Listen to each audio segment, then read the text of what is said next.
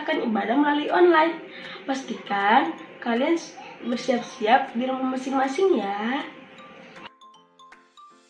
Pastikan kalian sudah mandi, sudah bersih, dan tetap berpakaian rapi. Karena walaupun di rumah saja, kita tetap serius. Pakaian rapi menolong kita bersikap serius. Sebaliknya, pakaian asal-asalan membuat kita juga cenderung bersikap santai. Persiapkan Alkitab kalian ya teman-teman.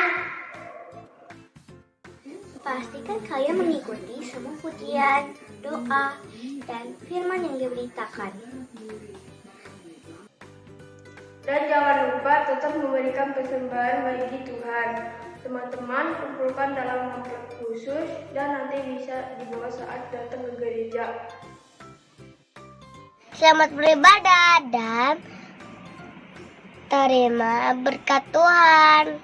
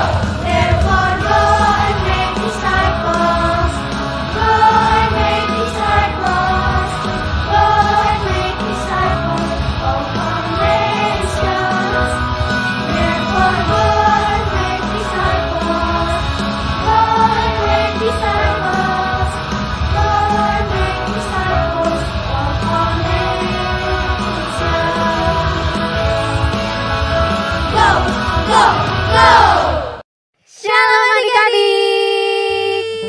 Siap memuji Tuhan hari ini? Pasti siap. Siap dong. Hari ini ibadah Abi bersama Kak Angel dan Kak Yohana. Oke, adik-adik bangkit berdiri yuk kita memuji Tuhan. Yeay, ayo.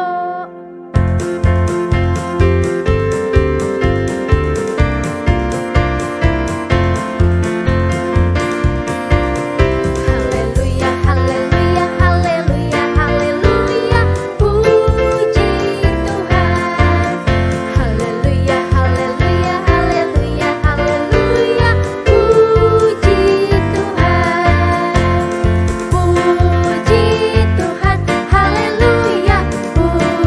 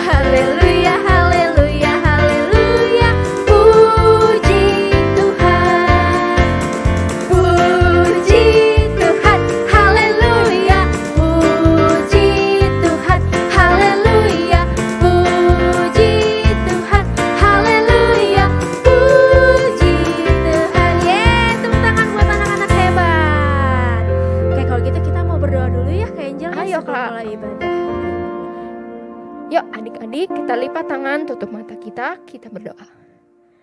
Tuhan yang baik, selamat pagi. Kami mengucap syukur Tuhan untuk hari ini. Kami masih boleh beribadah. Kau yang sertai Tuhan dari awal, pertengahan, hingga akhirnya. Dalam nama Tuhan Yesus, kami berdoa dan mengucap syukur.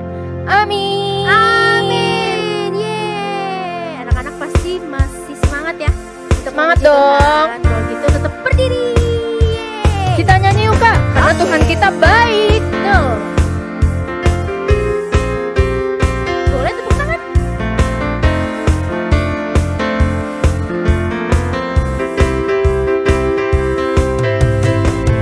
Tiada berkesudahan kasih setiamu Tuhan, selalu baru rahmat-Mu bagiku.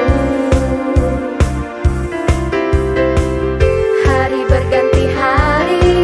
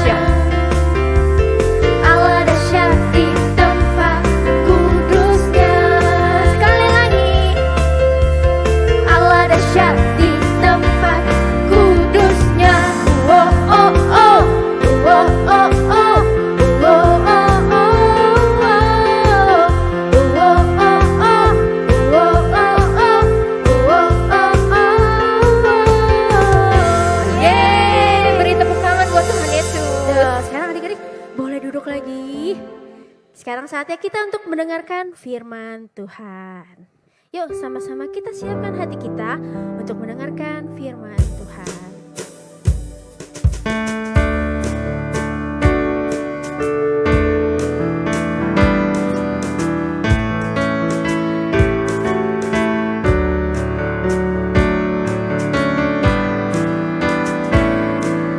Yesus menginginkan aku bersinar baginya, dimanapun ku berada, ku menyenangkannya. Bersinar, bersinar,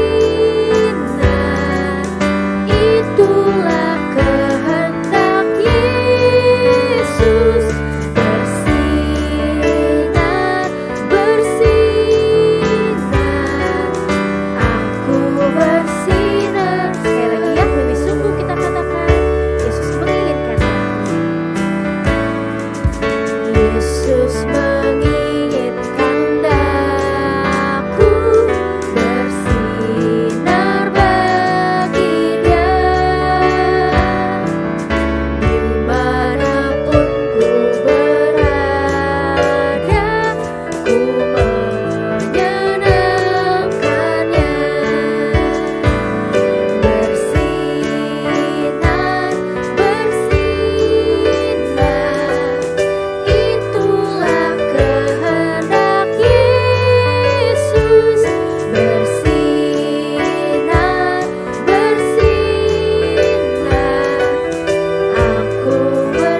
bersinar terus. Bersinar, bersinar, itulah kehendak Yesus. Bersinar, bersinar, aku bersinar terus. Boleh angkat tangannya, tutup matanya, kita berdoa. Tuhan Yesus, saatnya kami mendengarkan firman Tuhan. Biar firman-Mu dapat menjadi rema dalam kehidupan kami, dan kami dapat melakukan firman Tuhan. Terima kasih Tuhan, hanya di dalam nama-Mu kami berdoa dan bersyukur. Haleluya, amin. Amin. Selamat mendengarkan firman ya adik-adik. Shalom adik-adik, apa kabar kamu semua? Kita jumpa lagi minggu ini, kita mau mendengarkan firman Tuhan. Tadi adik-adik sudah memuji, memuliakan nama Tuhan. Sekarang tiba saatnya kita mau mendengarkan firman Tuhan ya. Ayo siapkan Alkitabnya, kita buka Alkitab kita dalam Lukas 16. Lukas 16 ayat 1 sampai 9. Ya, tema kita minggu ini adalah jadilah bijak. Jadilah bijak. Adik-adik tahu kata bijak apa? Bijak atau bijaksana, orang yang suka dibilang, ih dia orangnya bijaksana ya, dia orang bijak gitu. Artinya apa bijak itu? Bijak adalah bertindak dengan akal sehat sehingga dapat bersikap tepat. Bersikap tepat itu apa aja? Melalui perkataan, melalui perbuatan, ya, melalui apapun dia dalam menghadapi berbagai keadaan dia bersikap tepat. Orang itu baru dibilang bijaksana, ya. Jadi teladan, jadi contoh, ya, dalam perkataannya, dalam perbuatannya, ya, dalam tingkah lakunya semuanya dia bersikap tepat. Oke adik-adik ya. Yuk sekarang kita baca dalam Lukas 16 ayat 1 sampai dengan 9. Perumpamaan tentang bendahara yang tidak jujur. Oke. Dan Yesus berkata kepada murid-muridnya, ada seorang kaya yang mempunyai seorang bendahara. Kepadanya disampaikan tuduhan bahwa bendahara itu menghamburkan miliknya. Lalu ia memanggil bendahara itu dan berkata kepadanya, apakah yang kudengar tentang engkau? Berilah pertanggungan jawab atas urusanmu. sebab engkau tidak boleh lagi bekerja sebagai bendahara. Kata bendahara itu di dalam hatinya, apakah yang harus aku perbuat? Tuanku memecat aku dari jabatanku sebagai bendahara. Mencangkul aku tidak dapat, mengemis aku malu. Aku tahu apa yang akan aku perbuat, supaya apabila aku dipecat dari jabatanku sebagai bendahara, ada orang yang akan menampung aku di rumah mereka. Lalu ia memanggil seorang demi seorang yang berhutang kepada tuannya. Katanya kepada yang pertama, berapakah hutangmu kepada tuanku? Jawab orang itu, 100 tempayan minyak. Lalu katanya kepada orang itu, inilah surat hutangmu. Duduklah dan buat surat hutang lain sekarang juga, 50 tempayan. Kemudian ia berkata kepada yang kedua, dan berapakah hutangmu? Jawab orang itu, 100 pikul gandum. Katanya kepada orang itu, inilah surat hutangmu. Buatlah surat hutang lain, 80 pikul. Lalu tuan itu memuji bendahara yang tidak jujur itu, karena ia telah bertindak dengan cerdik. Sebab anak-anak dunia ini lebih cerdik terhadap sesamanya daripada anak-anak terang. Dan aku berkata kepadamu, ikatlah persahabatan dengan mempergunakan mamon yang tidak jujur, supaya jika mamon itu tidak dapat menolong lagi, kamu diterima di dalam kemah abadi. Nah, adik-adik, kita sudah baca ayat firman Tuhan ini mengenai perumpamaan seorang bendahara yang tidak jujur. Bendahara, adik-adik tahu ya, orang yang memegang uang, yang memegang keuangan dari tuannya. Ya, kalau tuannya itu mempunyai perusahaan atau mempunyai toko atau mempunyai usaha apa gitu ya, dimanapun itu, kalau dia memberikan seseorang untuk memegang keuangannya, itulah orang itu disebut bendahara. Nah, atau disebut juga kasir ya. Nah, bendahara ini dia tidak jujur. Dia tahu dia tuh sering korupsi, mengambil uang tuannya, menghambur-hamburkan uangnya untuk uang tuannya itu untuk dipakai bakal dia pribadi atau apa. Dia tahu bahwa dia salah, tapi dia itu takut juga karena ketahuan sama tuannya. Tuannya manggil dia supaya dia mempertanggungjawabkan atas uang yang dia pegang itu. Bendahara ini memiliki sikap yang peka. Dia peka, waduh, tuanku ini udah tahu nih kayaknya nih kecurangan aku. Gimana ya aku harus bertindak ya? Dia mikir tuh. Lalu dia berinisiatif. Oh, kalau gitu aku tahu nih kerjaanku nih. Aku tahu aku akan memanggil orang-orang yang pinjam uang tuanku itu, akan aku kasih diskon, akan aku kasih potongan biar mereka tuh berhutang budi kepadaku. Mereka tahu bahwa aku berbelas kasihan kepada mereka. Lalu dia panggil yang pertama, berapa hutangmu kepada tuanku? 100 tempayan minyak katanya.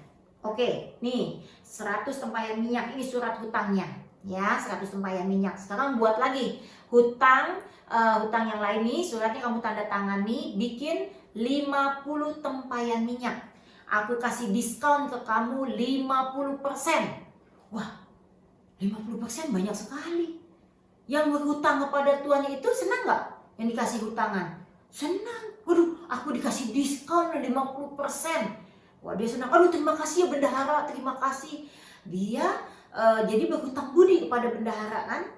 Bendahara senang nih. Dia pegang surat hutangnya yang 50 tempayan minyak itu surat hutangnya. Oke, dipanggil lagi yang kedua. Kamu Pak, yang kedua, kamu hutangnya berapa kepada tuanku?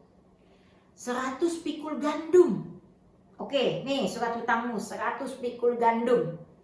Sekarang kamu buat lagi ya, surat hutang lain, kamu buat, kamu tanda tangani, aku kasih diskon kamu 20%. Jadi tulis di situ 80 pikul gandum. Wah, dia senang. Wih, aku dikasih diskon 20%.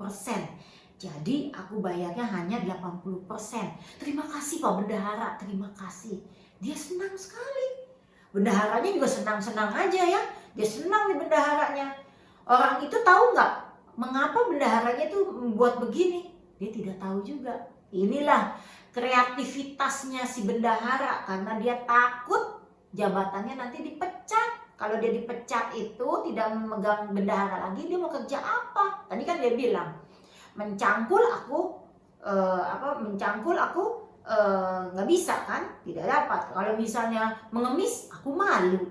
Makanya dia berusaha tuh, dia pikir untuk menyelamatkan kehidupannya kemudian, biar dia selamat, agar nanti kehidupannya dia boleh ditolong sama orang-orang yang dia berikan tolongan itu, yang dia kasih diskon tadi kepada bapak-bapak itu. Dia berpikir nanti kalau aku dipecat, aku bisa menumpang di rumahnya dia. Dia berpikirannya tuh mantap, dia berpikirannya itu maju supaya dia selamat hidupnya kemudian. Nah, adik-adik mengerti ya. Nah, dia bendahara ini mempunyai pikiran yang cerdik ya, yang cerdik, yang cermat itu dia. Ya, kreatif dia. Makanya tuannya itu setelah tahu tuannya, dia memuji bendahara ini. Waduh, memang ini bendahara ini memang luar biasa. Dia cerdik ya. Makanya dikatakan di Alkitab itu bahwa dia bertindak cerdik karena anak-anak dunia ini lebih cerdik daripada anak-anak terang katanya ya. Nah, Tuhan juga bilang bahwa ikatan persahabatan dengan menggunakan mamon itu uang ya. Dengan uang kita bisa membawa orang-orang sekitar kita untuk percaya kepada Tuhan. Bisa itu ya, dengan uang itu kita gunakan. Nah, ada lagi perumpamaan satu lagi. Waktu di dalam Lukas 19, waktu Tuhan Yesus jalan, ada seorang pemungut cukai. Dia namanya Sakeus. Sakeus itu orangnya pendek. Dia itu dibilang orang, semua orang berdosa karena pemungut cukai, suka minta uang orang, suka menagih lebih. Ya, orang punya semua dipaksa. Kamu harus bayar, kamu harus bayar. Nah, Sakeus tahu nih, dia dengar. Oh, ada Tuhan Yesus nih akan lewat. Dia sudah dengar kalau Tuhan Yesus bisa menyelamatkan hidupnya. Ya, dia percaya kalau Tuhan Yesus, dia mendengar kalau Tuhan Yesus itu suka menyembuhkan orang, suka menyembuhkan sakit penyakit, orang yang kerasukan setan dia sembuhkan, orang berdosa semua diampuni. Dia pengen tahu siapa Tuhan Yesus itu. Makanya dia berusaha untuk naik ke pohon ara supaya dia mendului karena dia badannya pendek. Supaya dia pengen tahu siapakah Yesus itu, supaya dia pengen selamat. Ya, siapa yang di sini yang mau selamat? Kita semua mau selamat kan? Seperti Sakeus, dia cepat-cepat, dia kreatif nih. Dia naik pohon ara. Dia pas naik pohon ara, Tuhan Yesus tahu nih.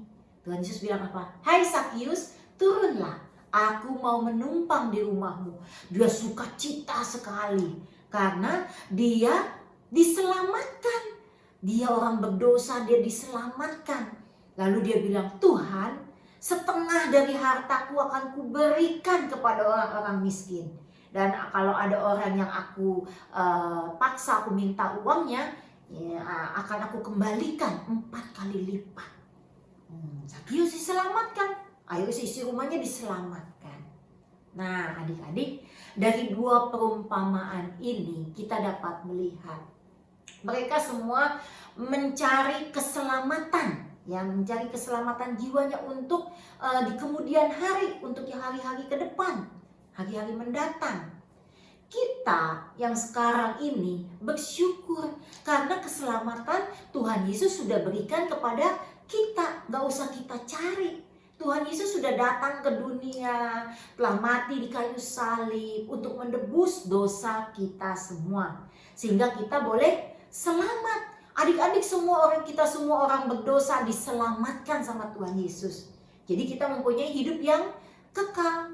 Tapi ingat ya, jangan kita tidak peduli akan keselamatan yang Tuhan berikan. Ya, jangan kita anggap remeh. Kita harus waspada, harus melakukan hal-hal yang baik, yang berkenan kepada Tuhan, supaya keselamatan kita itu tidak hilang. Ya, dengan apa kita semuanya? Kita dengan bersikap jujur, ya, hidup benar. Adik-adik kan bisa tahu mana yang baik, mana yang benar, ya. Tuhan sudah kasih kita Alkitab untuk kita baca, untuk kita merenungkan firman Tuhan, untuk kita melangkah, semua Tuhan sudah kasih panduannya nih, adik-adik, ya. Adik-adik bisa tahu semuanya. Kalau misalnya ada yang tidak benar nih, ada yang tidak baik, ya. Misalnya ada uang, misalnya di mana tuh, di tempat itu, di meja orang misalnya. Adik-adik dalam hatinya bilang, ih itu uang aku ambil nih, aku curi ya. Tapi adik-adik dalam tubuhnya, dalam diri adik-adik nih ada suara, jangan, itu dosa. Jangan, itu dosa. Itu ada alarm, ya. Karena adik-adik sering baca Alkitab, sering baca firman Tuhan. Jadi adik-adik diingatkan oleh Roh Kudus, jangan, biar keselamatan kita jangan hilang. Ya, kalau misalnya adik-adik, teman adik-adik ada yang bermasalah, ya, ada yang sedih, adik-adik teguhkan, kuatkan mereka supaya mereka jangan sampai jauh dari Tuhan. Adik-adik bisa bilang, teman, ya, kita harus percaya kalau Tuhan Yesus sanggup menolong kita. Kalau dia sakit, kamu doakan. Ya, kamu ada uang sedikit, kamu bisa bantu belikan dia kue, belikan dia makanan, mainan, supaya dia senang, supaya dia bisa bersama-sama dengan adik-adik memuji nama Tuhan. Ya, adik-adik kasih dia pengertian bahwa Tuhan Yesus sanggup menolong mereka, menolong dia, gitu ya adik-adik. Nah, keselamatan yang Tuhan berikan kepada kita harus kita jaga. Seperti tadi, ya, bendahara yang tidak jujur aja pengen selamat. Apalagi kita sekarang, kita yang sudah diselamatkan sama Tuhan Yesus harus tetap menjaga keselamatan kita sampai Tuhan Yesus datang. Oke ya adik-adik ya. Nah, Rasul Paulus sudah mengingatkan nih jemaat di Filipi. Rasul Paulus juga tahu nih jemaat di Filipi tuh suka berjalan yang tidak baik juga. Makanya jemaat di Filipi diingatkan sama Rasul Paulus, harus waspada, harus tetap setia, tetap taat kepada Tuhan Yesus, berjalan di jalan yang benar, jangan melawan perintah Tuhan. Ya, kalau adik-adik boleh mendapatkan hidup yang baik, hidup yang sejahtera, hidup yang takut Tuhan, ya, adik-adik boleh diselamatkan semuanya. Ini semua anugerah. Oke adik-adik ya, yuk kita buka dalam Filipi 2 ayat 12. Filipi 2 ayat 12, sudah ketemu semuanya, kita buka. Ya, Filipi 2 ayat 12. Pesan Rasul Paulus ya kepada jemaat di Filipi.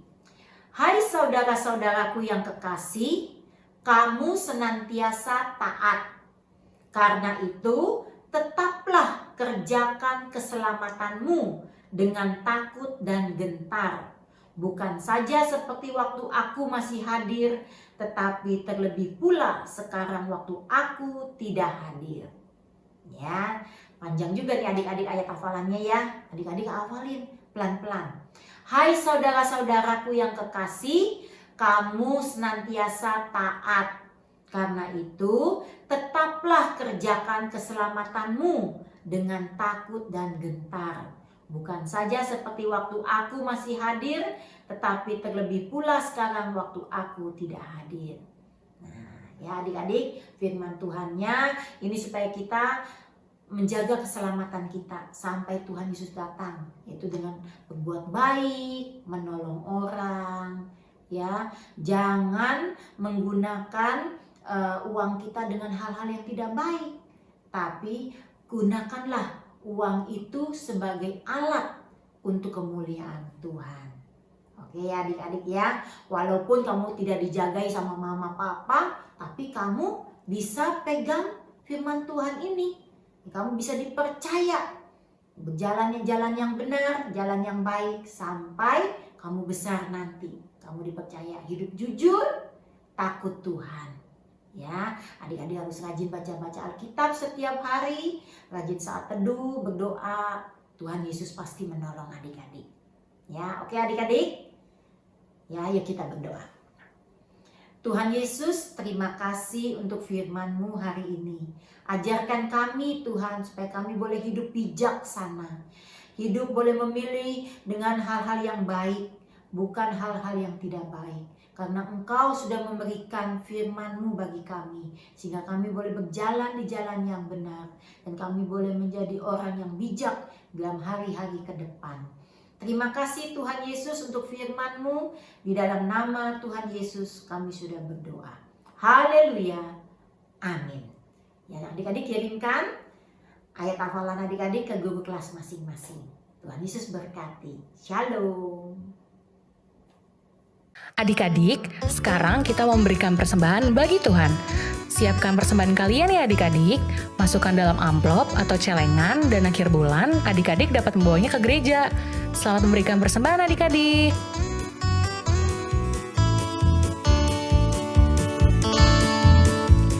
Hari ini harinya Tuhan, harinya Tuhan. Mari kita bersukaria, bersukaria. Hari ini harinya Tuhan, mari kita bersukaria. Hari ini harinya Tuhan.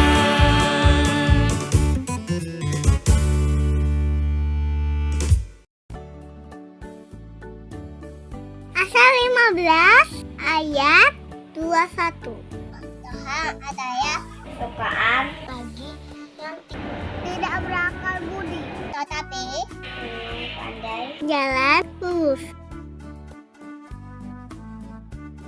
Hai 16 ayat 21. Kebodohan adalah kerjaan bagi yang tidak Berakal budi. tapi orang yang pandai berjalan lurus.